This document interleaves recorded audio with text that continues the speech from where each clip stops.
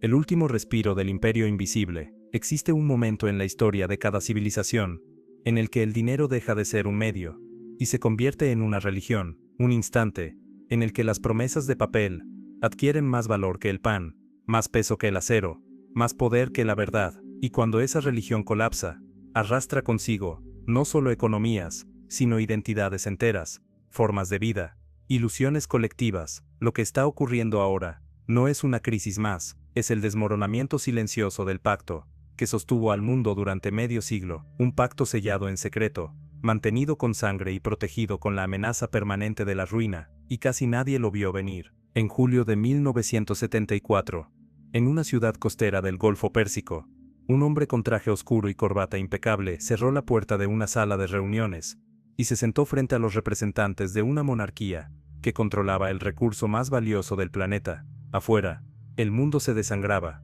la inflación devoraba los ahorros de millones, las gasolineras se vaciaban, los mercados bursátiles se hundían. Estados Unidos acababa de romper la promesa más sagrada del sistema financiero moderno, la convertibilidad del dólar en oro. Durante décadas, cada billete verde había sido un ticket canjeable por metal precioso, pero las guerras, los programas sociales, la expansión imperial, todo había requerido más dinero del que existía oro en las bóvedas, así que el presidente Nixon cerró la ventanilla, declaró, sin decirlo abiertamente, que las promesas ya no se cumplirían, y el dólar, despojado de su ancla física, cayó en el vacío. Pero el hombre que viajó a Arabia Saudita no llegó a disculparse, llegó con una propuesta que cambiaría las reglas del juego para siempre. William Simon, secretario del Tesoro, operador de bonos, arquitecto del poder financiero, no era un diplomático convencional, era un estratega de la deuda, alguien que entendía que el verdadero poder no reside en los ejércitos, sino en quien controla la necesidad, y la necesidad más profunda del mundo moderno no era democracia, ni libertad, ni siquiera seguridad, era energía. Sin petróleo, las fábricas se detienen, las luces se apagan, los camiones dejan de moverse, las ciudades colapsan, y en ese momento, después del embargo petrolero árabe, el mundo occidental estaba de rodillas. Simon ofreció un trato tan simple como brutal.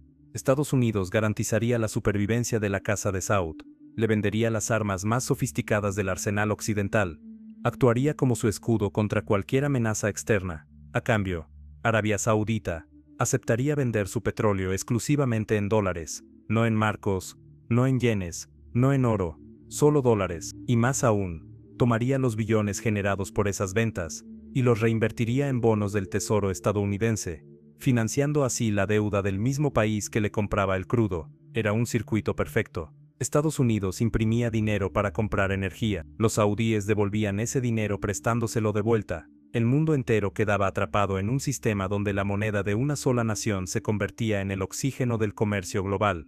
Pero había una condición: el acuerdo debía permanecer oculto. La Casa de Saud sabía que financiar al principal aliado de Israel, mientras lideraba el mundo árabe, era una traición imperdonable a ojos de muchos, así que Simon diseñó un mecanismo secreto, un canal especial en las subastas de deuda, que permitía a los saudíes comprar bonos sin dejar rastro público. Durante décadas, nadie supo cuánto dinero árabe sostenía la arquitectura fiscal estadounidense, y mientras ese secreto se mantenía, el dólar reinaba, no porque fuera respaldado por oro, sino porque era respaldado por algo más esencial: la sed de energía de una civilización adicta al crecimiento. El petrodólar no fue un invento económico, fue un invento geopolítico, un mecanismo de dominación disfrazado de comercio, porque quien controla la moneda en la que se vende la energía controla el mundo, y durante 50 años, ese control permitió a Estados Unidos vivir más allá de sus medios, importar más de lo que exportaba,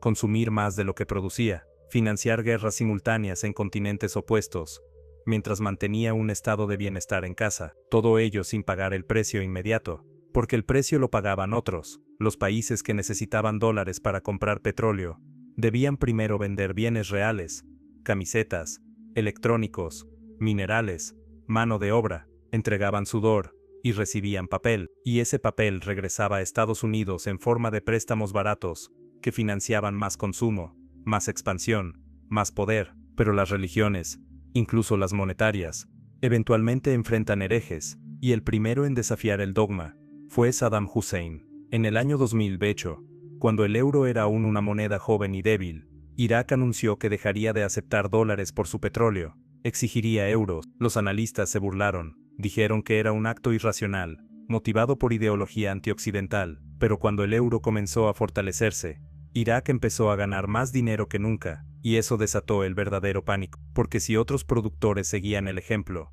si Irán, Venezuela, incluso miembros de la OPEP, decidían vender en otras monedas, el monopolio del dólar se desmoronaría, la demanda artificial que sostenía su valor desaparecería, los bonos del tesoro se venderían masivamente, el sistema colapsaría. 3 años después, Bagdad fue bombardeada, el régimen cayó en semanas, y antes de que se formara un nuevo gobierno iraquí, la autoridad provisional liderada por Estados Unidos tomó una decisión inmediata.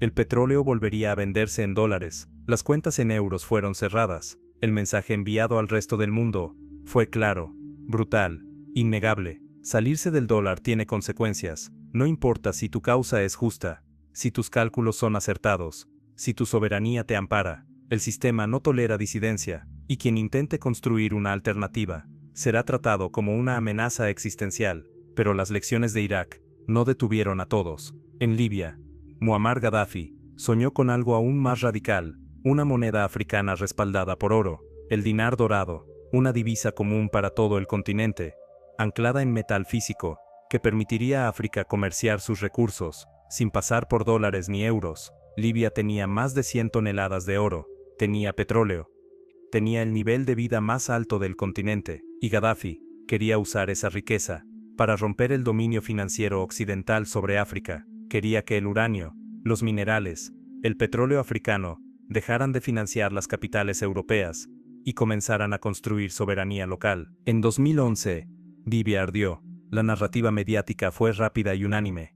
Gaddafi era un tirano que masacraba a su propio pueblo. Había que intervenir por razones humanitarias, pero documentos filtrados años después revelaron que servicios de inteligencia europeos habían identificado el plan del dinar dorado como una amenaza directa al sistema monetario. La respuesta fue quirúrgica. Una coalición occidental bombardeó el país, el régimen colapsó, Gaddafi fue capturado y ejecutado brutalmente en una carretera, las reservas de oro desaparecieron, y Libia, que había sido próspera y estable, se convirtió en un estado fallido fragmentado por milicias, donde reaparecieron mercados de esclavos. El sueño de una moneda africana murió entre escombros, y el mundo tomó nota, una vez más, de lo que sucede cuando se desafía el orden monetario. Pero mientras Occidente apagaba incendios en Medio Oriente y África, no percibió que el verdadero desafío no vendría de dictadores aislados, sino de potencias con infraestructura alternativa, con paciencia estratégica, con capacidad de construir un sistema paralelo.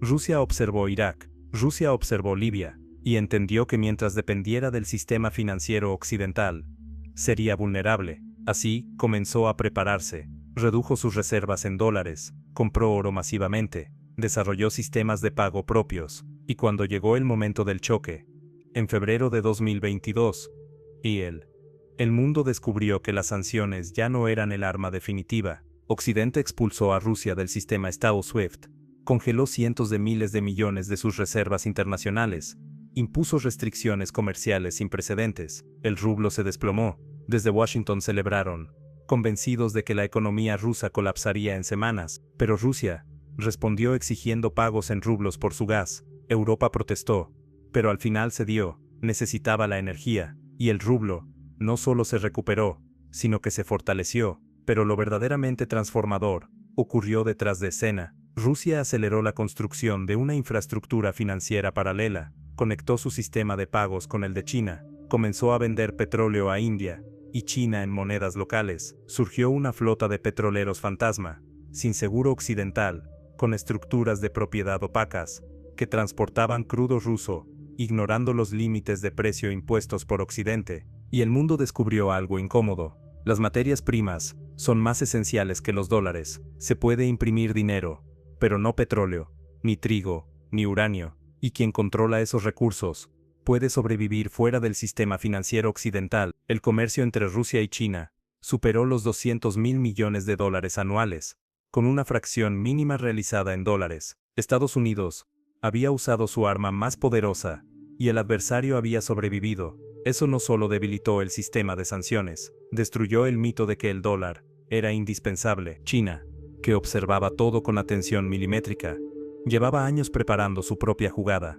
Como el mayor importador de petróleo del planeta, cada día dependía de dólares para alimentar su maquinaria industrial. Cada transacción pasaba por bancos estadounidenses, otorgando a Washington visibilidad total sobre los flujos energéticos chinos. Eso era inaceptable. Así que en 2018, China lanzó contratos de futuros de petróleo, denominados en yuanes, vinculados directamente al oro. El mecanismo era elegante. Un productor vendía petróleo a China y recibía yuanes. Inmediatamente podía convertir esos yuanes en oro físico y llevárselo. En la práctica, China creó un sistema donde el petróleo se intercambiaba por oro, usando el yuan solo como intermediario transitorio. Ese mercado creció rápidamente. Hoy es uno de los centros de comercio petrolero más grandes del mundo, y le otorga a China algo que ninguna sanción puede arrebatar: la capacidad de seguir importando energía incluso si queda completamente excluida del sistema financiero occidental. Pero China no solo construyó infraestructura,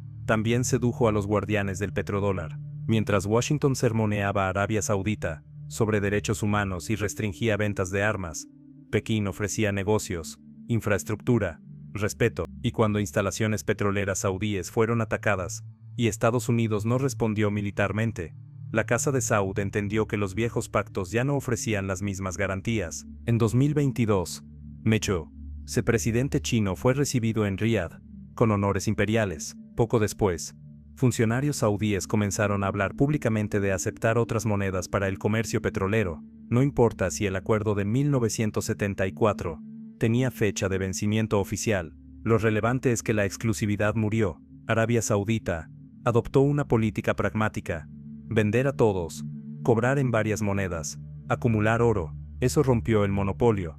Y cuando un monopolio financiero se rompe, el poder se diluye con una velocidad brutal. Pero el verdadero cambio no es solo geopolítico, es demográfico, estructural, irreversible. Países del llamado sur global, cansados de sanciones, condicionamientos y reglas impuestas desde afuera, comenzaron a coordinarse. El bloque BRICS, que nació como un acrónimo de marketing, se transformó en una alianza estratégica que hoy incluye a grandes productores de energía y materias primas. En términos de poder adquisitivo real, estas economías ya superan al grupo de naciones occidentales tradicionales. Producen alimentos, minerales, petróleo, manufacturas. Occidente produce principalmente servicios financieros, y en un mundo donde la confianza en el papel moneda se erosiona, los servicios financieros pierden peso frente a los bienes tangibles. Estos países están construyendo instituciones alternativas, bancos propios, sistemas de pago independientes.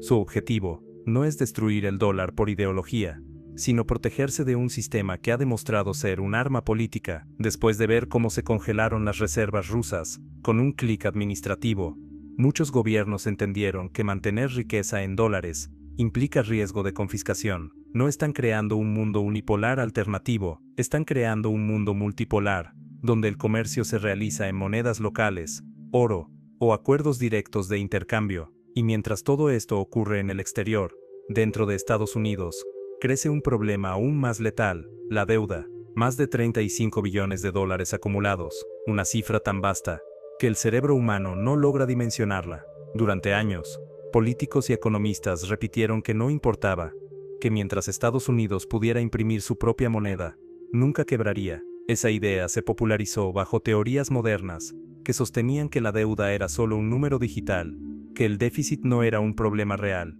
y durante un tiempo pareció funcionar. Después de la crisis de 2008, las tasas de interés estuvieron cerca de cero. La Reserva Federal imprimió billones para rescatar bancos, financiar guerras, enviar cheques de estímulo. El sistema no colapsó, pero todo eso dependía de una condición esencial: que el resto del mundo siguiera comprando deuda estadounidense. Ese apetito se está agotando.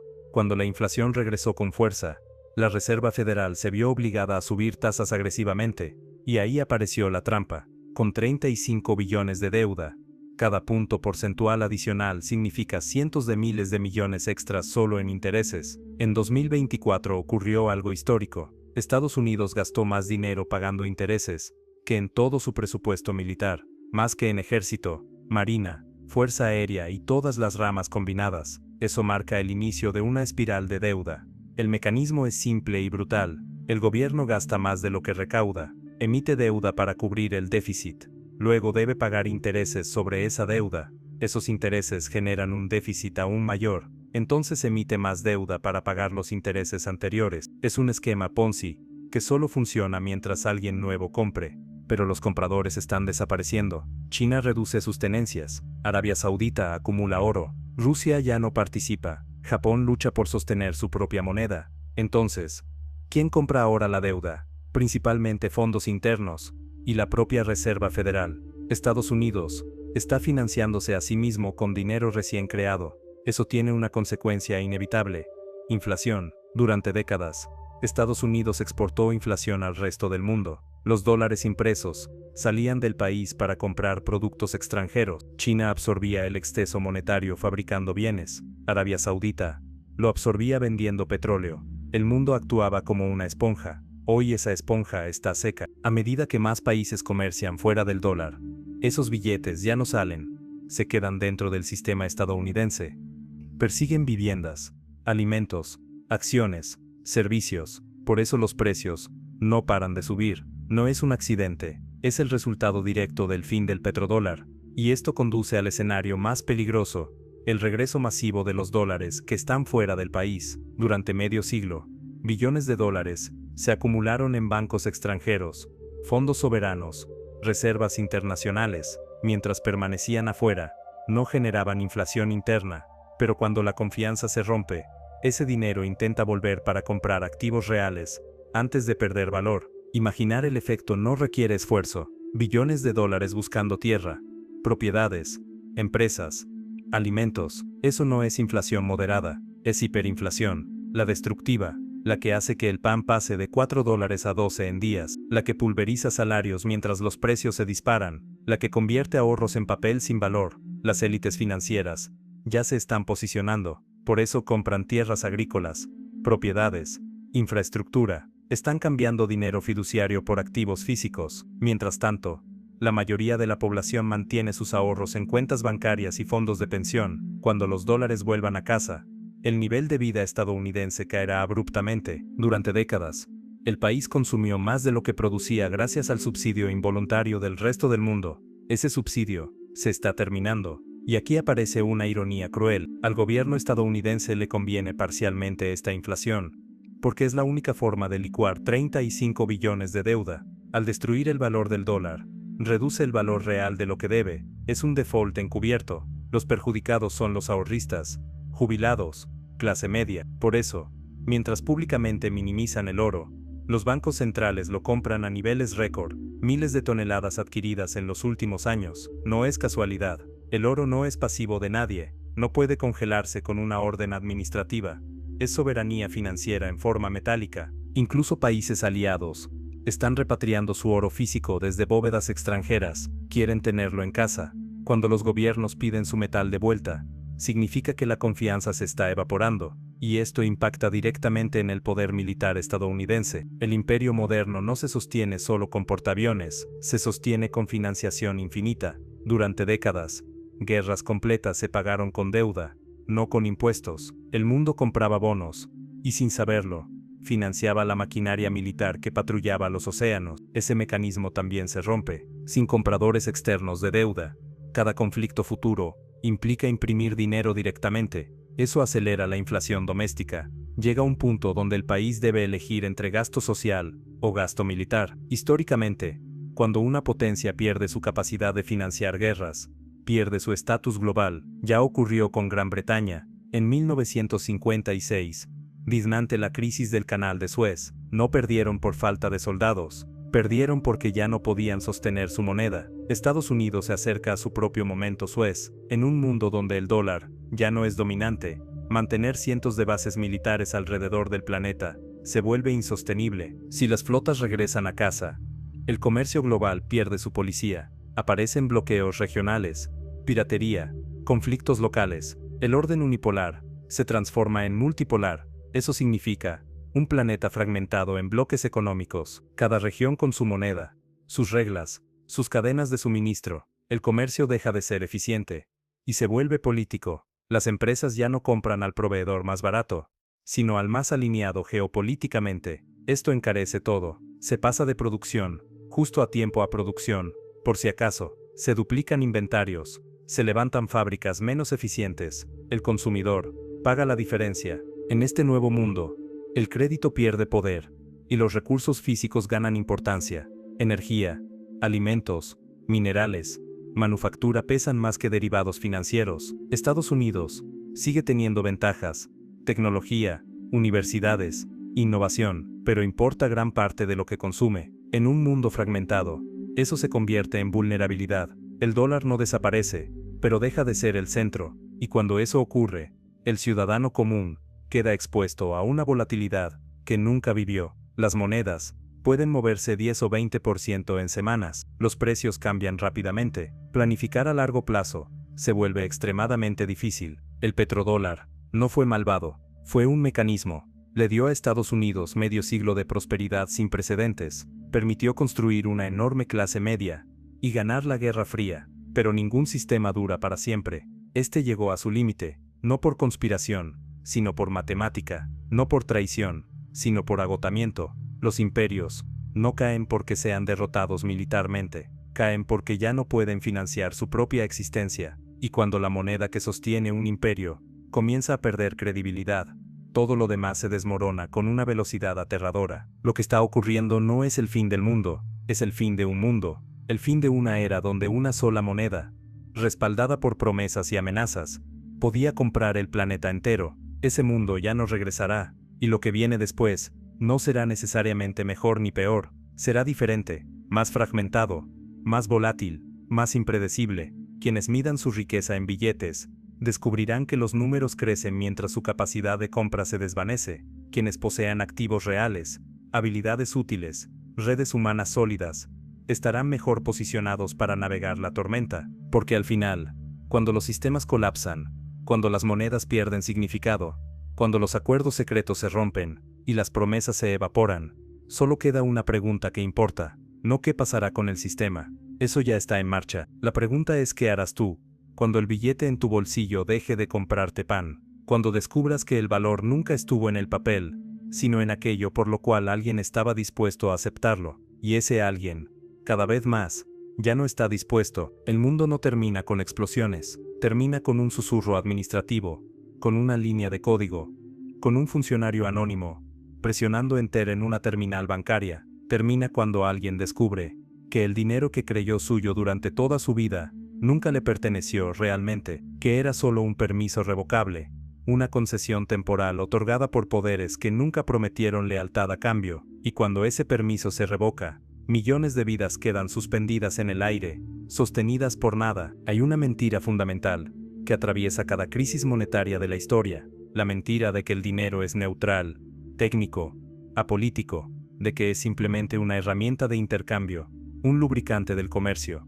un mecanismo inofensivo para facilitar transacciones. Esa narrativa ignora deliberadamente lo obvio. El dinero es poder condensado, es capacidad de obligar sin violencia visible, es el medio por el cual se extraen recursos sin disparar un solo tiro, y quien controla la emisión de dinero controla, en última instancia, quién come y quién pasa hambre, quién construye y quién mendiga, quién decide y quién obedece. El petrodólar nunca fue solo un sistema económico, fue un mecanismo de dominación tan sofisticado que la mayoría de sus víctimas nunca comprendieron que estaban siendo dominadas. Millones de personas en fábricas de Asia, campos de América Latina, minas de África, trabajaron toda su vida produciendo bienes reales, que fueron intercambiados por papel impreso sin límite al otro lado del mundo, y lo aceptaron, porque no había alternativa, porque el sistema fue diseñado para que no hubiera alternativa, porque cada intento de construir una salida fue aplastado con una brutalidad proporcional a la amenaza que representaba. Irak no fue invadido por armas de destrucción masiva, fue invadido por desafiar el monopolio monetario. Libia no fue bombardeada por proteger civiles, fue bombardeada por intentar construir soberanía financiera africana. Estos no son detalles secundarios, son el núcleo del asunto, son la evidencia de que el sistema global no tolera disidencia monetaria, de que la verdadera línea roja no es matar opositores, torturar disidentes o reprimir manifestaciones. La verdadera línea roja es tocar el dinero, porque el dinero es el último recurso del imperio. Cuando se pierde el control sobre la moneda, se pierde el control sobre todo lo demás, y ahora ese control se está desintegrando, no por una revolución ideológica, no por un despertar moral colectivo, sino porque el sistema agotó su propia lógica, porque imprimió tanto dinero, que incluso los más leales comenzaron a dudar, porque amenazó con sanciones a tantos países, que los sancionados construyeron su propio mundo paralelo, porque usó el sistema financiero como arma tantas veces, que el resto del planeta decidió que era más seguro vivir fuera de ese sistema, aunque fuera más caro, más lento, más complicado. Rusia fue sancionada y sobrevivió. Ese es el hecho que cambió todo, no porque Rusia sea invencible, sino porque demostró que la dependencia del sistema occidental no es absoluta, que un país puede ser expulsado del circuito financiero global,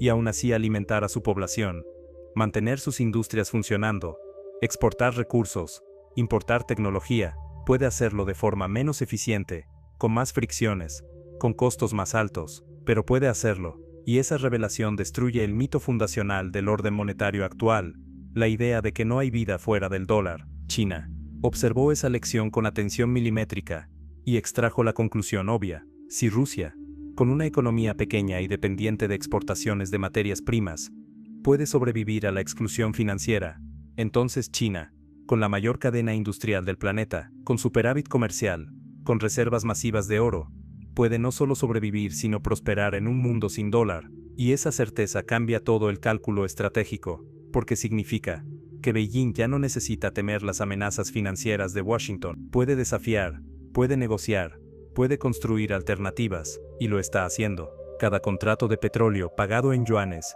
es una grieta en el sistema. Cada onza de oro comprada por un banco central es un voto de desconfianza. Cada acuerdo bilateral, en moneda local, es un ladrillo arrancado del muro que sostenía el imperio. Y lo más devastador es que esto no lo están haciendo enemigos irracionales movidos por odio antioccidental. Lo están haciendo aliados pragmáticos, socios comerciales, países que simplemente calcularon que el riesgo de permanecer dentro del sistema es mayor que el costo de salir. Arabia Saudita, el socio fundacional del petrodólar, el país que selló el pacto secreto en 1974, está comprando oro, abriendo canales con China, aceptando yuanes, no porque odia a Estados Unidos, porque ya no confía en que Estados Unidos pueda cumplir su parte del trato, porque vio instalaciones petroleras saudíes atacadas sin respuesta militar estadounidense, porque escuchó políticos en Washington hablar de transiciones energéticas que harían irrelevante al petróleo del Golfo, porque entiende que un socio que ya no necesita tu producto es un socio que eventualmente te abandonará, y cuando eso ocurra, más vale tener alternativas preparadas. Esta transición no será pacífica, no habrá una conferencia internacional donde se anuncie cortésmente el fin del orden monetario basado en el dólar. Será caótico, fragmentado, violento en sus manifestaciones económicas, aunque no necesariamente en términos militares, porque las guerras modernas ya no se pelean solo con tanques, se pelean con tasas de interés, controles de capital, exclusiones de sistemas de pago, congelamiento de activos, y esas armas son tan destructivas como los misiles, solo que sus víctimas mueren más lentamente, con menos dramatismo, sin imágenes que indignen a la opinión pública internacional. Cuando un gobierno congela las reservas de otro país, está cometiendo un acto de confiscación, que en cualquier otro contexto sería llamado robo, pero como ocurre entre estados, bajo el lenguaje aséptico de sanciones y medidas restrictivas, se presenta como legítimo, y quizás lo sea según las leyes escritas por quienes controlan el sistema, pero la legitimidad legal no genera confianza, y sin confianza, el dinero fiduciario no es nada, es literal y ontológicamente nada, es una promesa que puede revocarse en cualquier momento, y cuando demasiados actores descubren eso simultáneamente, la promesa colapsa. El regreso de los dólares no será un evento, será un proceso, lento al principio, casi imperceptible. Un banco central vende bonos del tesoro, otro reduce su exposición, un fondo soberano diversifica hacia otras monedas. Nada dramático, nada que genere titulares, pero el efecto acumulativo es devastador, porque Estados Unidos necesita que el mundo compre aproximadamente $1 billón en deuda nueva cada año solo para mantener el déficit actual. Si esa demanda disminuye aunque sea marginalmente, las tasas de interés deben subir para atraer compradores, y cuando suben las tasas con 35 billones de deuda existente, el costo de financiamiento se vuelve insostenible, entonces el gobierno enfrenta una elección imposible.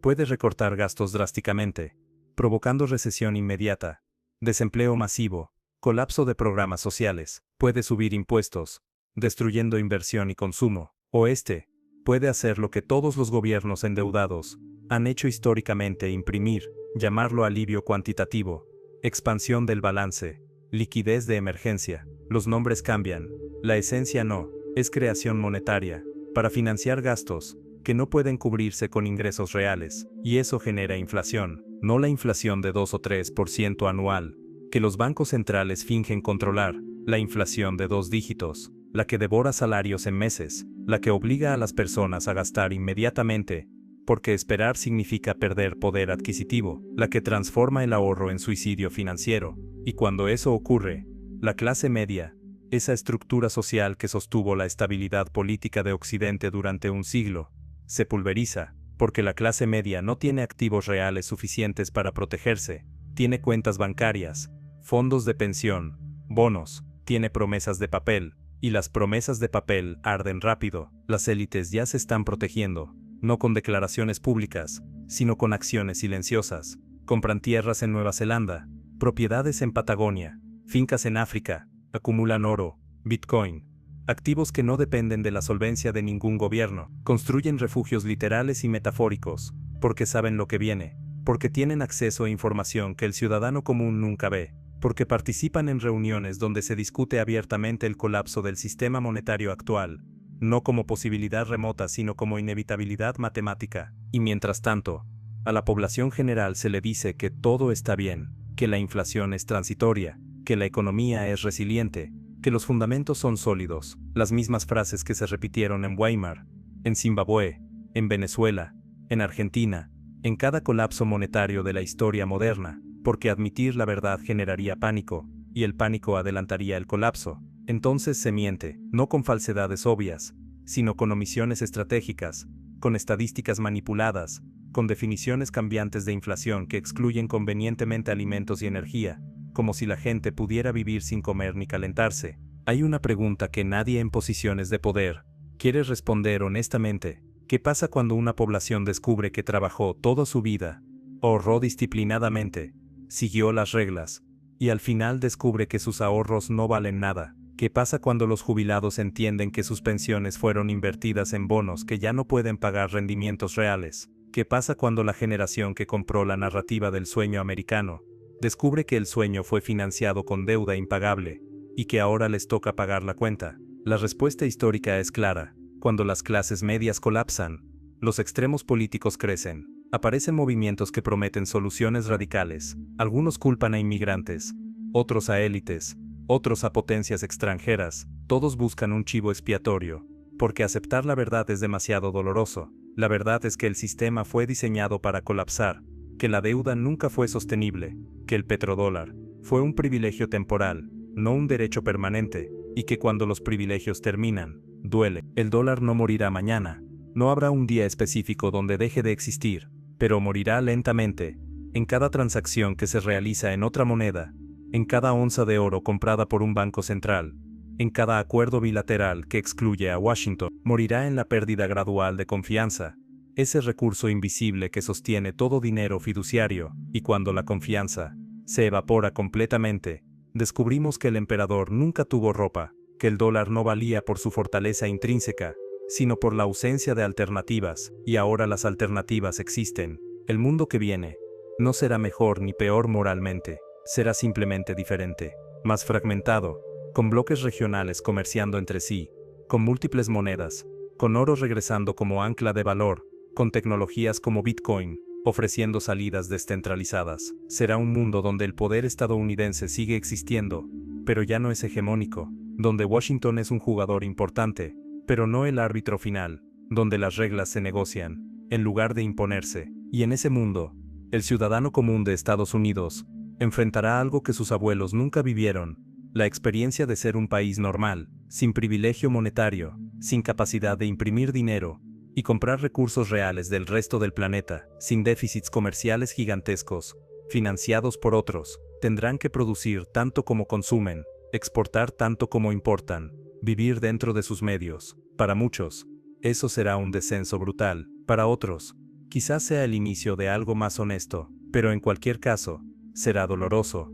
porque cuando un imperio cae, no cae solo para las élites, cae para todos. La moneda se devora primero a los más débiles, quienes viven de salarios fijos, quienes tienen ahorros en bancos, quienes confiaron en el sistema, y cuando esos millones descubran que fueron traicionados, no por un enemigo externo, sino por la lógica interna del propio sistema, la pregunta no será si habrá consecuencias políticas, sino qué tan violentas serán. Lo más aterrador de un colapso monetario no es la pobreza que genera, es la velocidad con la que destruye certezas. Una mañana te levantas, y el mundo funciona de cierta manera. Tienes un salario que te permite planificar, un ahorro que representa seguridad, un futuro que puedes imaginar con relativa claridad, y de pronto, en cuestión de meses, todo eso se desintegra. El salario sigue llegando pero ya no alcanza, el ahorro sigue existiendo pero ya no protege, el futuro se vuelve opaco, amenazante, impredecible, y lo peor es que no hay un enemigo visible contra quien luchar,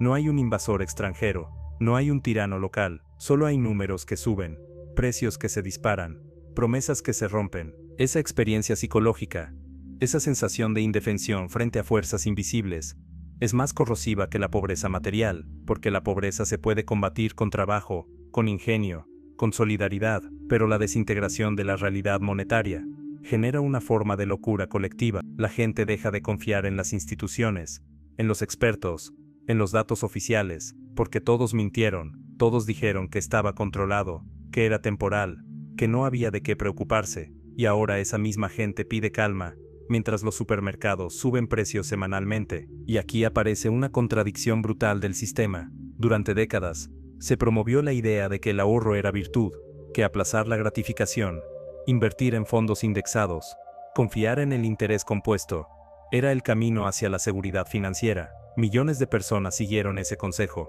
trabajaron duro, gastaron poco, acumularon pacientemente, y ahora descubren que ese ahorro, medido en unidades monetarias, está siendo licuado deliberadamente por políticas inflacionarias, diseñadas para reducir el peso real de la deuda gubernamental. El mensaje implícito es devastador.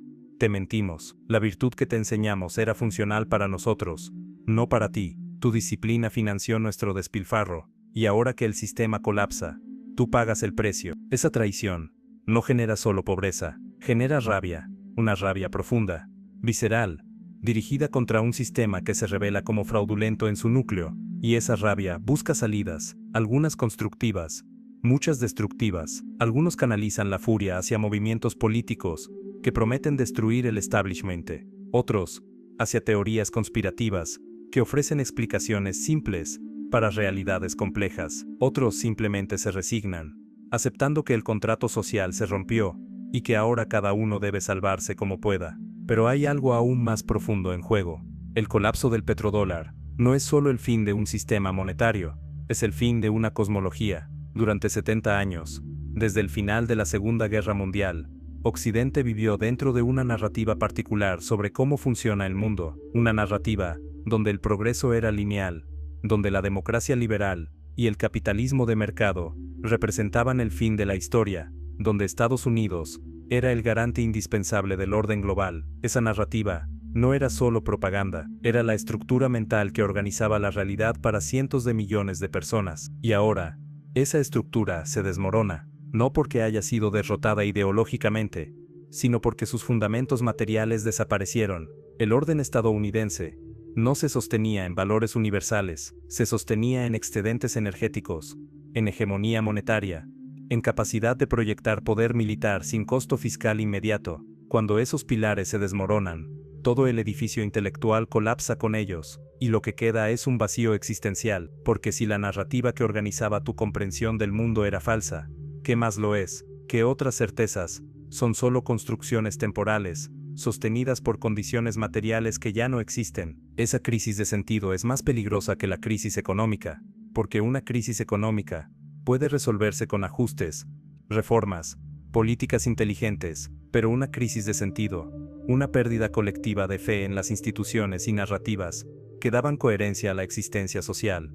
Esa crisis no tiene solución técnica, requiere la construcción de nuevos marcos de referencia, nuevas historias compartidas, nuevos mitos fundacionales, y ese proceso es caótico, impredecible, frecuentemente violento. La historia está repleta de ejemplos. Cuando el Imperio Romano colapsó, no solo cayó una estructura política, cayó toda una forma de entender el mundo. La gente había vivido durante siglos bajo la premisa de que Roma era eterna, que sus leyes eran universales, que su moneda era confiable, y de pronto esa certeza se evaporó. Lo que vino después fueron siglos de fragmentación, de experimentación política, de búsqueda de nuevas formas de organización social. Algunos lo llaman la Edad Oscura, pero quizás era simplemente el tiempo que la humanidad necesitó para construir una nueva cosmología después de que la anterior se reveló insostenible. Occidente está entrando en su propia edad de incertidumbre. No habrá bárbaros saqueando ciudades, pero habrá algo igualmente desorientador: la pérdida de la centralidad cultural y económica que dio forma a los últimos siglos, y eso implica no solo ajustes materiales, sino reconfiguraciones identitarias profundas. ¿Qué significa ser estadounidense cuando Estados Unidos ya no es el imperio dominante? ¿Qué significa ser europeo cuando Europa es un museo rico, pero irrelevante en los juegos de poder global? ¿Qué significa ser occidental cuando Occidente ya no dicta las reglas del juego? Estas no son preguntas abstractas, son preguntas que millones de personas deberán responder en las próximas décadas, y las respuestas que encuentren determinarán si la transición es relativamente pacífica o catastróficamente violenta, porque cuando las identidades colectivas se desestabilizan, cuando las narrativas nacionales pierden coherencia, aparecen dos caminos posibles. Uno es la adaptación, la aceptación de un rol más modesto en un mundo multipolar, la construcción de nuevas formas de prosperidad, que no dependan del privilegio monetario, la maduración hacia una relación más equitativa con el resto del planeta. El otro camino es la negación, el intento desesperado de preservar la hegemonía mediante fuerza bruta, el rechazo a aceptar el cambio, la radicalización nacionalista, que busca enemigos externos para explicar el declive interno. Estados Unidos está en ese cruce, y las señales no son alentadoras, porque la narrativa política dominante, tanto en la izquierda como en la derecha, evita confrontar la verdad central. El imperio se está acabando, y no hay forma de detenerlo. La izquierda culpa a las corporaciones, a la desigualdad, al neoliberalismo. La derecha culpa a los inmigrantes, a China, a las élites globalistas. Ambas evitan admitir que el problema es estructural, matemático, inevitable, que no es culpa de un partido o de una política específica. Es el agotamiento de un modelo que tuvo su momento histórico y ahora llega a su fin. Admitir eso requiere humildad, y la humildad es escasa en imperios declinantes, porque aceptar el declive significa renunciar a la excepcionalidad, a la idea de que tu nación está destinada a liderar, a la fantasía de que tu moneda es especial. Significa aceptar que fuiste privilegiado, no por superioridad moral o eficiencia económica, sino por un accidente histórico, que tus abuelos ganaron una guerra mundial y diseñaron un sistema monetario que te benefició durante décadas, y que ahora ese accidente histórico está terminando. Pero quizás lo más perturbador es que este colapso no viene acompañado de una alternativa clara y superior. No hay un nuevo imperio esperando para imponer un orden más justo o más eficiente. China no quiere ser Estados Unidos, Rusia no puede serlo, Europa no tiene la voluntad ni la capacidad. Lo que viene no es un nuevo hegemón benevolente, es fragmentación, bloques regionales compitiendo, sistemas monetarios múltiples, ausencia de un árbitro global, y eso implica más fricción, más conflicto, más incertidumbre. En ese mundo, las cadenas de suministro globales, que hicieron posible el iPhone, el automóvil accesible, la comida barata, todo eso se vuelve más caro y más frágil, porque esas cadenas dependían de un orden, donde un solo poder garantizaba la seguridad de las rutas comerciales, donde un solo sistema legal internacional resolvía disputas, donde una sola moneda facilitaba transacciones. Cuando ese orden se fragmenta, cada nodo de la cadena se vuelve vulnerable, cada transacción requiere más negociación, más garantías, más costos de transacción.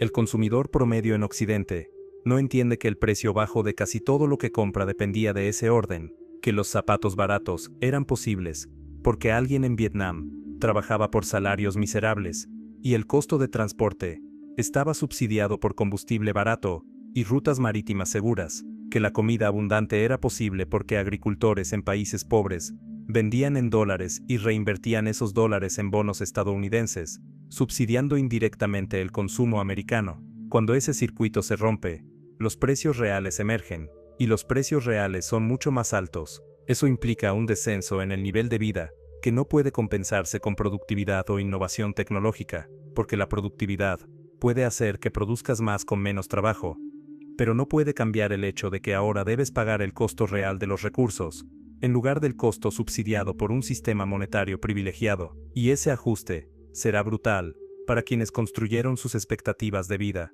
sobre la premisa de abundancia barata e infinita. Ya está comenzando. Los precios de alimentos suben más rápido que los salarios. La vivienda se vuelve inaccesible para generaciones completas. La educación universitaria requiere niveles de endeudamiento que convierten a graduados en siervos financieros durante décadas. La movilidad social, esa promesa fundamental del sueño americano, se estanca y revierte, y la respuesta del sistema es ofrecer más deuda, más estímulos monetarios, más promesas de que el crecimiento eventualmente regresará, pero el crecimiento que prometen dependía del privilegio monetario que está desapareciendo. Entonces, la pregunta que cada individuo debe responder es brutalmente simple. ¿Confías en que el sistema se arreglará a sí mismo? ¿O te preparas para un mundo donde el sistema ya no funciona? Esa decisión no es trivial, porque si confías y el sistema colapsa, pierdes todo, pero si te preparas y el sistema sobrevive, quizás sacrificaste oportunidades. Es una apuesta existencial, y lo perverso es que la mayoría de la gente ni siquiera sabe que está apostando, simplemente sigue las reglas, asumiendo que las reglas seguirán funcionando mañana, como funcionaron ayer, pero las reglas están cambiando. Los bancos centrales que prometían estabilidad de precios ahora aceptan inflación persistente como inevitable. Los gobiernos que prometían responsabilidad fiscal ahora normalizan déficits masivos. Las instituciones internacionales que prometían orden global ahora admiten su irrelevancia frente a potencias que simplemente ignoran sus resoluciones. Todo el edificio institucional que se suponía protegería a los ciudadanos está fallando simultáneamente, y la élite que administra ese edificio no tiene respuestas, solo tiene narrativas cada vez menos creíbles. Esa pérdida de fe en las instituciones es quizás el daño más profundo y duradero, porque las sociedades complejas requieren confianza institucional para funcionar, requieren que la gente crea que las reglas se aplicarán, que los contratos se respetarán, que el dinero mantendrá valor, que el esfuerzo será recompensado. Cuando esa confianza se evapora, la coordinación social se vuelve extremadamente difícil. La gente deja de planificar a largo plazo, deja de invertir en educación, cuyo retorno es incierto, deja de ahorrar en instrumentos, cuyo valor puede evaporarse, y esa pérdida de horizonte temporal convierte a sociedades enteras en entidades miopes, incapaces de abordar problemas que requieren sacrificios presentes para beneficios futuros. Es un círculo vicioso. La pérdida de confianza genera comportamientos que justifican la desconfianza. Nadie paga impuestos si cree que serán robados. Nadie respeta contratos si cree que no serán aplicados. Nadie invierte en el bien común si cree que otros solo buscarán su beneficio individual. Y cuando todos actúan así, la sociedad colapsa en una guerra hobbesiana de todos contra todos, donde la única ley es la supervivencia inmediata. Algunos países ya viven en esos estados. Argentina oscila entre crisis monetarias cada década. Venezuela vio colapsar su moneda hasta volverse irrelevante. Zimbabue imprimió billetes de 100 billones que no compraban ni pan. Líbano vio evaporarse los ahorros de generaciones en cuestión de meses. Y en cada caso, la población desarrolló estrategias de supervivencia, dolarización informal, mercados negros, acumulación de bienes físicos, desconfianza total en instituciones formales. Esas estrategias permiten sobrevivir, pero no permiten prosperar, permiten existir en medio del caos, pero no construir nada duradero. Y la pregunta incómoda es, ¿Occidente está caminando hacia ese mismo destino? No necesariamente con la velocidad dramática de Venezuela, pero sí con la inevitabilidad matemática de quien vive más allá de sus medios durante demasiado tiempo, porque al final, la realidad siempre cobra su cuenta. Puedes postergarla, puedes diluirla en el tiempo, puedes distribuirla entre generaciones, pero no puedes evitarla, y cuando finalmente llega, golpea con la fuerza acumulada de todas las mentiras que se dijeron para evitarla. El petrodólar permitió a Estados Unidos mentir durante 50 años, mentir sobre su verdadera productividad, sobre su verdadera solvencia, sobre su verdadera capacidad de mantener el nivel de vida de sus ciudadanos, y ahora que el petrodólar muere, las mentiras quedan expuestas, los números reales emergen, y los números reales son aterradores. 35 billones de deuda no son un problema técnico, son una sentencia. porque incluso si se detuviera todo gasto deficitario hoy, el peso de los intereses sobre esa deuda seguiría creciendo, consumiendo porciones cada vez mayores del presupuesto, hasta que eventualmente no quede nada para ninguna otra función gubernamental. En ese punto, solo quedan tres opciones: default explícito, declarar que no se puede pagar y renegociar la deuda; default implícito mediante inflación, licuar el valor real de la deuda destruyendo la moneda; o austeridad brutal, recortes masivos en gasto social, privatizaciones forzadas, venta de activos nacionales. Históricamente, los gobiernos eligen la segunda opción, porque es la menos visible políticamente. La inflación destruye riqueza de forma difusa, sin decisiones dramáticas que generen resistencia organizada, simplemente erosiona silenciosamente el poder adquisitivo, hasta que la deuda pesa menos en términos reales. Pero esa estrategia solo funciona si hay alguien dispuesto a seguir comprando la deuda, incluso mientras se devalúa, y cada vez hay menos compradores. Cada vez más países entienden que prestarle a Estados Unidos en dólares es apostar a que la inflación no superará el rendimiento, y cada vez más dudan de poder ganar esa apuesta. Entonces, dejan de comprar bonos y compran oro, compran activos reales, compran cualquier cosa que no sea una promesa de pago en una moneda que se está degradando. Y cuando los compradores desaparecen, las tasas deben subir para atraer a los pocos que quedan. Pero tasas más altas significan costos de financiamiento más elevados, lo que requiere más endeudamiento, lo que requiere tasas aún más altas. Es una espiral mortal, de la que no hay escape técnico, solo escape político, alguna forma de reestructuración, algún reset del sistema, algún acuerdo que reconozca que las deudas no pueden pagarse, y que debe diseñarse un nuevo marco. Pero los resets monetarios son dolorosos, implican confiscaciones, quiebras masivas, redistribución forzada de riqueza, implican que algunos pierden todo, mientras otros conservan algo, y decidir quién pierde y quién conserva es una decisión política explosiva que ningún gobierno quiere tomar voluntariamente. Así que postergan, imprimen,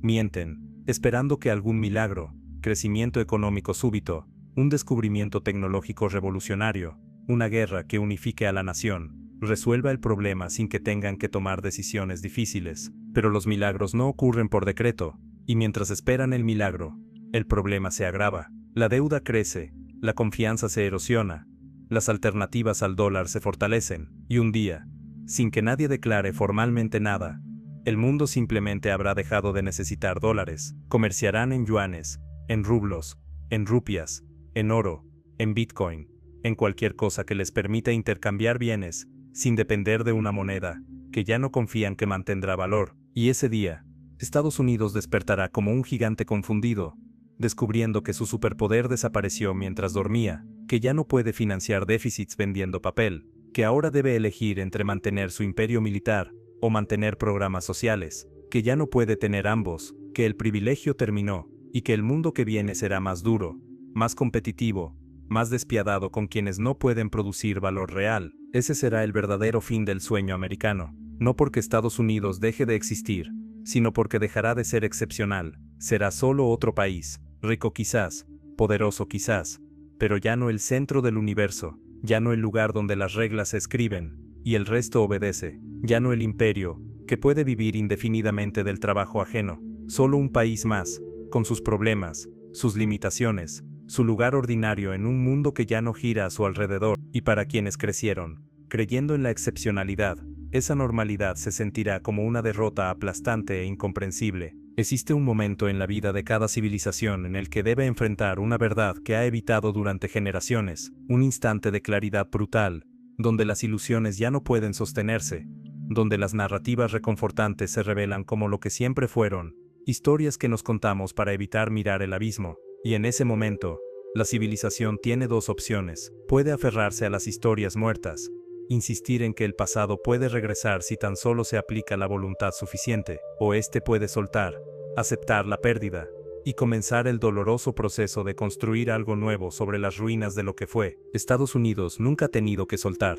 Esa es quizás su mayor debilidad disfrazada de fortaleza. Durante toda su existencia como potencia global, nunca conoció la derrota total, nunca experimentó la ocupación, nunca vio su territorio devastado por guerras que destruyeran su capacidad productiva. Incluso sus crisis fueron temporales, superables con más expansión, más crecimiento, más proyección de poder. Siempre hubo una frontera que conquistar, un mercado que abrir, un enemigo que derrotar, y esa historia de éxito continuo creó una psicología nacional, incapaz de procesar el declive, porque el declive no es fracaso moral, no es evidencia de cobardía o corrupción, aunque ambas pueden acelerarlo. El declive es simplemente la ley de gravedad aplicada a las civilizaciones. Todo lo que sube eventualmente desciende, todo lo que se expande eventualmente se contrae, no porque sea justo o injusto, sino porque los sistemas complejos tienen ciclos, agotan los recursos que permitieron su ascenso, generan contradicciones internas que eventualmente los desestabilizan,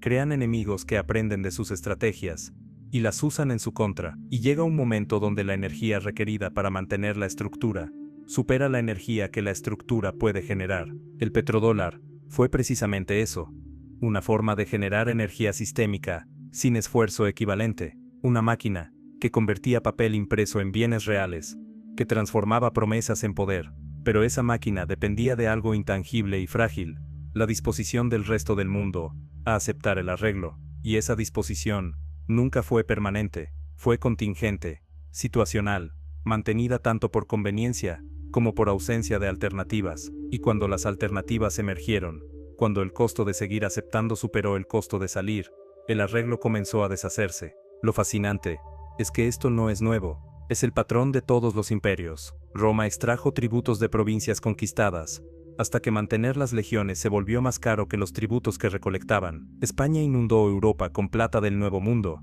hasta que la inflación destruyó su economía doméstica. Gran Bretaña construyó un imperio comercial global, hasta que los costos de defenderlo superaron los beneficios de poseerlo, y cada vez, la élite imperial rechazó aceptar el declive hasta que el colapso fue inevitable, porque aceptar el declive requiere reimaginar la identidad nacional completa, requiere decirle a la población que las promesas hechas no pueden cumplirse, que el nivel de vida al que se acostumbraron no era sostenible, que los privilegios que consideraban derechos eran en realidad contingencias históricas temporales, y ningún líder político quiere ser quien entregue ese mensaje. Es mucho más fácil culpar a otros, a los chinos por competir deslealmente, a los inmigrantes por drenar recursos, a las élites por traicionar a la nación, cualquier explicación que evite admitir la verdad central, que el sistema simplemente llegó a su límite natural, y mientras se evita esa admisión, se pierden oportunidades de adaptación temprana. Se postergan reformas que podrían suavizar la transición,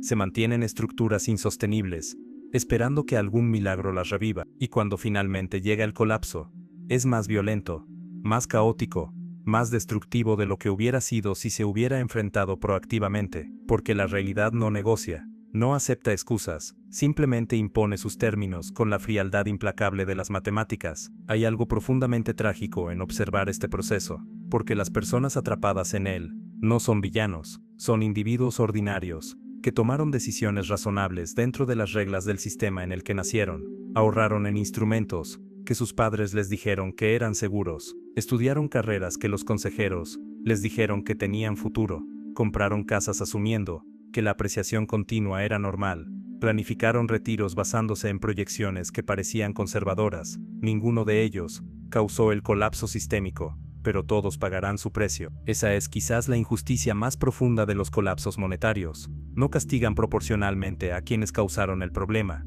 castigan difusamente a toda la población, pero especialmente a quienes menos poder tuvieron para modificar las políticas que condujeron al colapso. Las élites financieras que impulsaron la expansión monetaria infinita ya movieron su riqueza a activos protegidos. Los políticos que prometieron imposibles ya se retiraron o murieron. Pero la enfermera que trabajó turnos dobles para ahorrar un fondo de retiro verá ese fondo evaporarse. El maestro que confió en su pensión descubrirá que la pensión no puede pagar lo prometido. El trabajador de fábrica que compró una casa como inversión descubrirá que la casa se revaluó en términos nominales, pero perdió valor en términos reales, y no habrá nadie a quien culpar directamente, porque el sistema se diseñó para diluir la responsabilidad. Los banqueros centrales dirán que solo seguían su mandato. Los políticos dirán que solo respondían a las demandas del electorado. Los economistas dirán que nadie podía prever los eventos externos. Todos señalarán a otros. Y al final nadie será considerado responsable. Solo quedará la pérdida, distribuida entre millones, cada uno cargando una porción pequeña de un desastre colectivo masivo. Pero quizás hay algo más profundo que merece reflexión.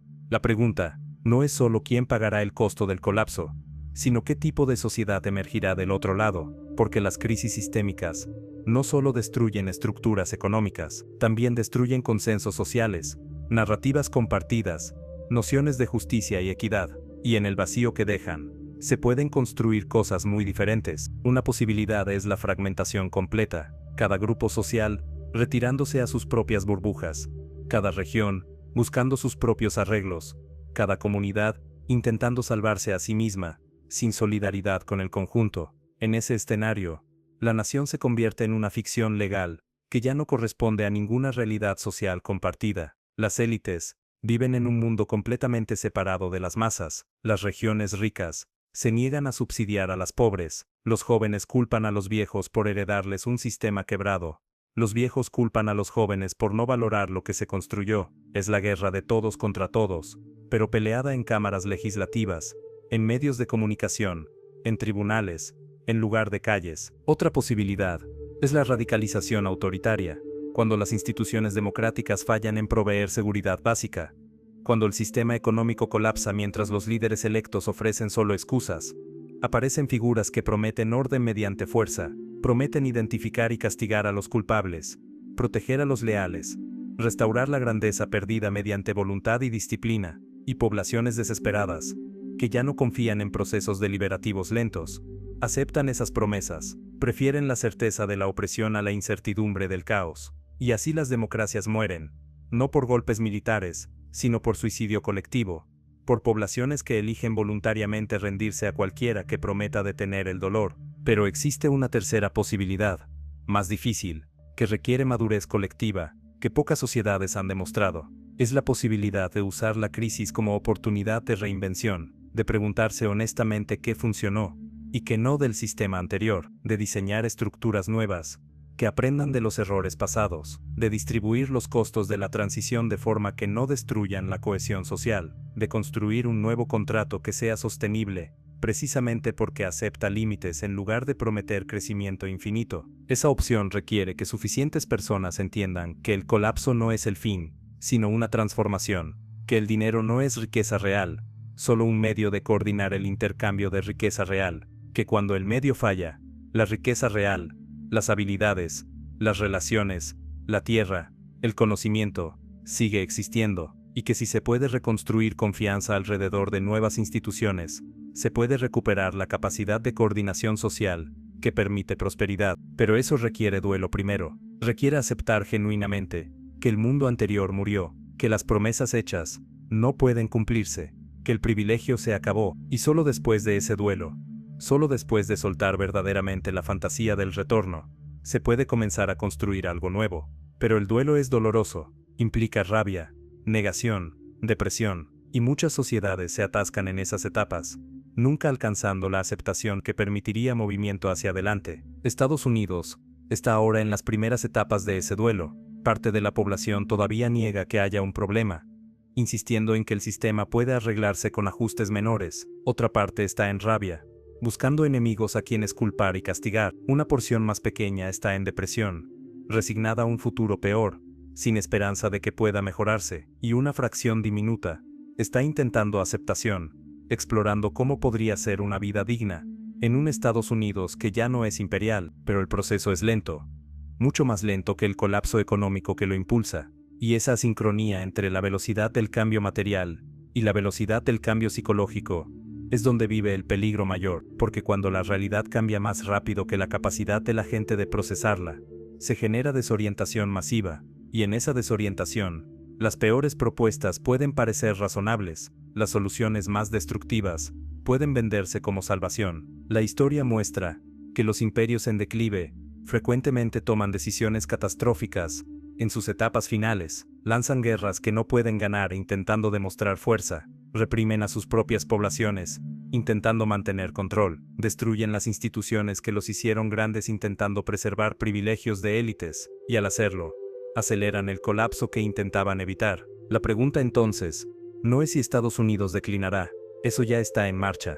La pregunta es cómo manejará ese declive, si puede hacerlo con gracia, aceptando un rol más modesto, pero construyendo una sociedad genuinamente más justa, internamente, o si lo hará con violencia, tanto interna como externa, intentando forzar un orden que ya no puede sostenerse. Y esa pregunta no la responderán los economistas con sus modelos, no la responderán los estrategas con sus simulaciones, la responderán millones de personas ordinarias, con las decisiones que tomen día a día, con cómo respondan al miedo, con si eligen solidaridad o fragmentación, con si pueden distinguir entre líderes que ofrecen soluciones reales y charlatanes que ofrecen solo chivos expiatorios, porque al final, los sistemas económicos son solo cristalizaciones de relaciones humanas. El dinero es confianza materializada. Los mercados son mecanismos de coordinación entre extraños. Las instituciones son acuerdos sobre cómo resolver conflictos sin violencia. Y cuando esas cristalizaciones se rompen, lo que queda son los humanos y su capacidad o incapacidad de cooperar. El petrodólar fue un pacto, un acuerdo sobre quién pagaría los costos de mantener un orden global. Y ese acuerdo se está rompiendo no porque alguien lo traicionó, sino porque las condiciones que lo hicieron posible desaparecieron. Ahora se necesita un nuevo pacto, pero antes de que pueda construirse, debe haber suficiente dolor compartido, que haga a todas las partes preferir un acuerdo imperfecto sobre la alternativa de conflicto permanente. Y quizás, ese es el extraño regalo de las crisis. Crean condiciones donde lo imposible se vuelve inevitable, donde reformas que hubieran sido impensables en tiempos normales se vuelven las únicas opciones, donde la necesidad quema todas las excusas y fuerza a las personas a confrontar verdades que prefirieron evitar. El mundo después del petrodólar no será el que nadie planeó, será el resultado emergente de millones de adaptaciones individuales a nuevas realidades. Será construido por quienes supieron soltar el pasado sin volverse cínicos, por quienes mantuvieron capacidad de cooperar incluso cuando la confianza se desmoronaba, por quienes entendieron que el fin de un sistema no es el fin de la posibilidad humana, y quizás, en alguna retrospectiva futura, este momento será visto, no como tragedia, sino como necesidad, como el doloroso pero inevitable fin de un orden que nunca fue sostenible, como el precio que debía pagarse, para que pudiera emerger algo más equilibrado, más honesto, menos dependiente de que unos subsidien a otros sin saberlo. Pero para llegar a esa retrospectiva, primero hay que atravesar el presente. Y el presente duele. Hay una soledad particular en comprender que el mundo está cambiando de formas que la mayoría todavía no percibe. Es la soledad de quien ve las grietas en los cimientos, mientras otros discuten el color de las cortinas. No es superioridad moral ni intelectual, es simplemente el peso de haber conectado puntos que aún permanecen dispersos para muchos. Y ese peso genera una pregunta incómoda: ¿qué responsabilidad tiene quien ve venir la tormenta? Advertir sabiendo que probablemente no será escuchado, prepararse en silencio y ser acusado de egoísmo, o simplemente aceptar que cada uno debe atravesar su propio proceso de despertar, y que ninguna advertencia externa puede acelerar ese proceso, porque la verdad es que la mayoría de las personas no pueden procesar información que contradiga fundamentalmente sus modelos mentales del mundo, no por estupidez, sino por autoprotección psicológica. Aceptar que el sistema económico está colapsando implica aceptar que las decisiones de vida que tomaste basándote en la estabilidad de ese sistema fueron errores. Implica aceptar que el futuro que imaginaste para tus hijos probablemente no existirá. Implica aceptar que fuiste parte de una generación que vivió del capital acumulado por generaciones anteriores, sin dejarte nada a las siguientes. Y esa aceptación es tan dolorosa que el cerebro prefiere rechazar la información antes que procesar sus implicaciones. Entonces la gente continúa como si nada. Sigue comprando a crédito, sigue invirtiendo en fondos indexados, sigue planeando retiros basados en proyecciones que asumen estabilidad futura, no porque sean irracionales, sino porque la alternativa es enfrentar un vacío aterrador, donde ninguna de las reglas que aprendieron sigue aplicando, y enfrentar ese vacío requiere un tipo de coraje que la mayoría no posee hasta que no tiene otra opción. Pero hay algo aún más profundo operando aquí. Una pregunta que trasciende la economía y toca la naturaleza misma de cómo los humanos dan sentido a sus vidas. Durante la mayor parte de la historia humana, las personas vivieron en comunidades pequeñas, donde su contribución era visible, donde podían ver directamente cómo su trabajo alimentaba a su familia, construía refugio, creaba valor tangible. Había una conexión inmediata entre esfuerzo y resultado, entre siembra y cosecha, entre causa y efecto. El mundo moderno destruyó esa conexión. Ahora la mayoría trabaja en empleos donde la contribución es abstracta, donde el valor que generan se pierde en cadenas de producción tan complejas que nadie puede trazarlas completamente. Reciben a cambio no bienes tangibles, sino números en pantallas, y se les dice que esos números, si los acumulan suficientemente, eventualmente podrán intercambiarlos por bienes reales, cuando los necesiten. Es un sistema basado enteramente en confianza abstracta, en instituciones invisibles. Y cuando esa confianza se rompe, cuando los números en las pantallas dejan de corresponder a capacidad real de adquirir bienes, se revela una verdad brutal.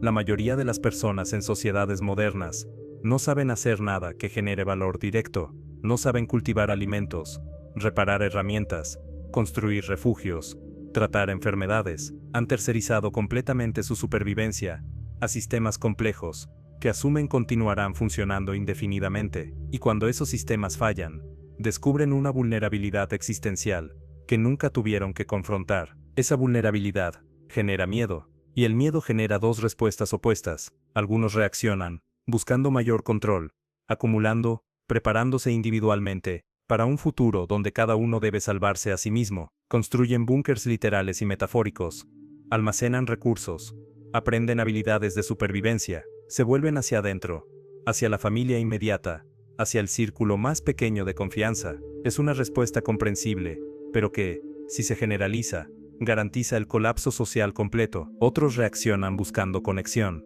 entendiendo que ningún individuo puede genuinamente prosperar en el colapso, que la supervivencia real requiere comunidad, cooperación, redes de apoyo mutuo. Estos empiezan a reconstruir desde abajo las estructuras sociales que el mundo moderno erosionó: jardines comunitarios, bancos de tiempo, economías de intercambio, sistemas de cuidado mutuo. Es más difícil, más lento, requiere vulnerabilidad y confianza en un momento donde ambas son escasas, pero es también la única forma en que sociedades genuinamente resilientes se han construido históricamente. La paradoja es que el colapso del petrodólar, ese evento macroeconómico abstracto, que ocurre en salas de juntas y ministerios de finanzas, eventualmente fuerza a las personas de vuelta hacia formas de organización social más humanas, más locales, más tangibles, porque cuando el dinero deja de funcionar como medio de coordinación, las personas deben encontrar otras formas de coordinar, y esas formas inevitablemente requieren más contacto directo, más reciprocidad visible,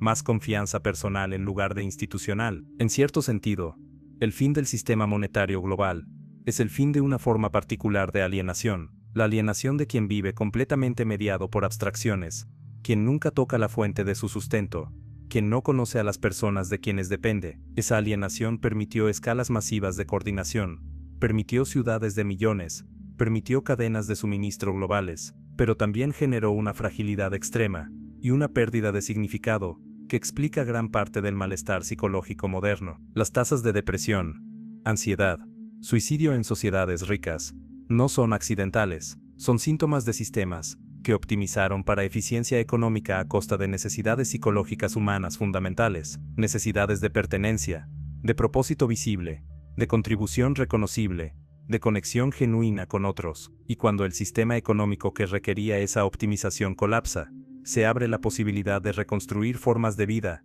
que reintegren esas necesidades, pero esa posibilidad no está garantizada. Requiere elección consciente, requiere que suficientes personas vean el colapso no solo como pérdida, sino como apertura. Y eso es extraordinariamente difícil, cuando estás en medio del dolor, cuando tus ahorros se evaporan, cuando tu empleo desaparece, cuando el futuro que imaginaste se revela como fantasía. El duelo que mencionamos antes no es metáfora, es un proceso psicológico real que debe atravesarse, y como todo duelo, no puede apresurarse, no puede evitarse, solo puede transitarse, y cada persona lo transita a su propio ritmo, en su propia forma. Algunos nunca llegan a aceptación, se quedan atascados en rabia, culpando eternamente a otros por una pérdida que fue estructural, no personal. Otros caen en depresión permanente, perdiendo toda esperanza de que algo bueno pueda emerger, y algunos, los que logran atravesar el proceso completo, llegan a un lugar extraño de paz, una paz que viene de soltar la ilusión de control,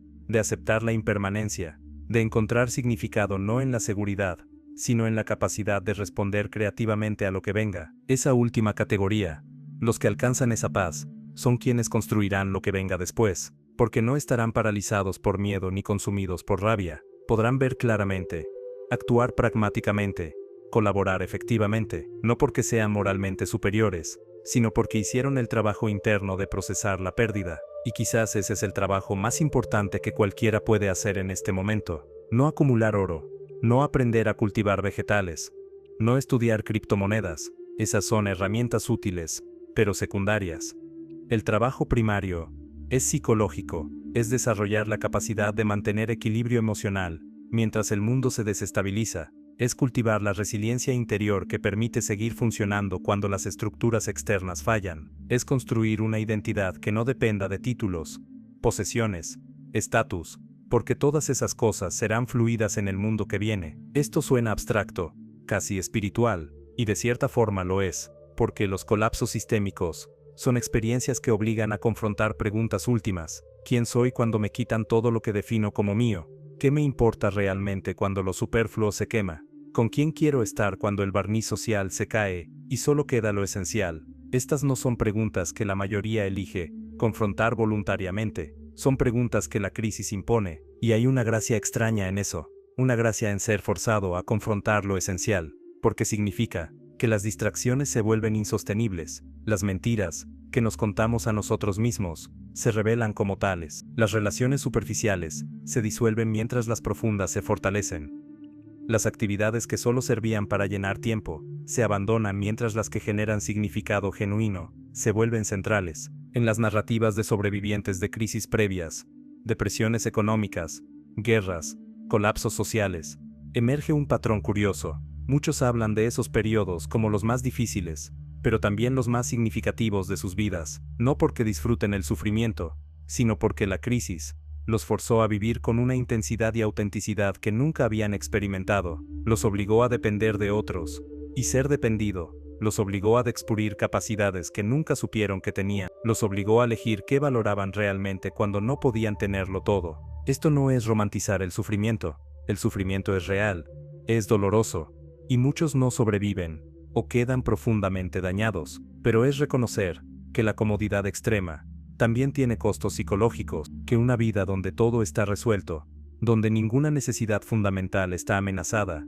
donde la supervivencia está garantizada, es una vida que puede sentirse extrañamente vacía, porque los humanos necesitan desafíos para encontrar significado, necesitan problemas que resolver, obstáculos que superar, contribuciones que hacer que importen visiblemente, y el mundo que viene, el mundo después del petrodólar, no carecerá de desafíos. Habrá problemas a escala, que requerirán creatividad, colaboración, resiliencia. Habrá necesidad urgente de reconstruir sistemas que funcionen, de diseñar nuevas formas de intercambio, nuevas instituciones de confianza, nuevos mecanismos de coordinación social, y eso significa que habrá oportunidades masivas para contribución significativa, pero esas oportunidades solo serán visibles para quienes no están paralizados por la pérdida de lo anterior, para quienes pueden soltar el pasado lo suficientemente bien como para estar presentes en el momento, atentos a las posibilidades emergentes, y esa capacidad de soltar, esa capacidad de estar presente en medio de la incertidumbre,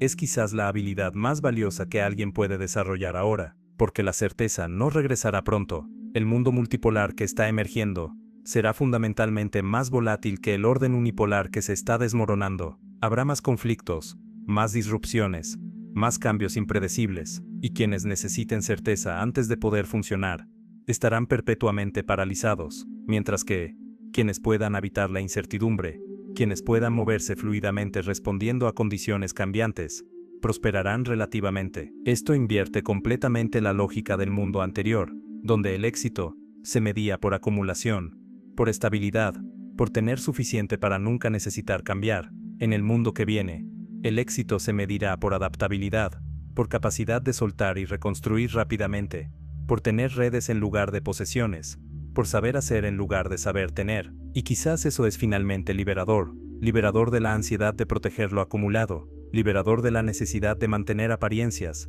liberador del miedo a perder lo que nunca fue genuinamente tuyo, porque si nunca tuviste nada que no pudiera quitarse, entonces nunca realmente tuviste miedo de perderlo, solo viviste como si lo tuvieras, y esa pretensión generaba ansiedad constante. El colapso del petrodólar es el fin de muchas pretensiones, la pretensión de que el crecimiento puede ser infinito en un planeta finito, la pretensión de que algunos pueden vivir indefinidamente del trabajo de otros, sin consecuencia, la pretensión de que el dinero puede crearse sin límite, sin destruir su propio significado, y cuando las pretensiones caen, lo que queda es realidad, cruda, innegable, a veces brutal, pero también real de una forma que la fantasía nunca fue, y en esa realidad, despojada de ilusiones reconfortantes, los humanos tendrán que redescubrir qué significa vivir bien, no vivir rico, no vivir cómodo, sino vivir bien, vivir con propósito, vivir en comunidad genuina, vivir contribuyendo a algo mayor que uno mismo. Esas preguntas antiguas que las sociedades afluentes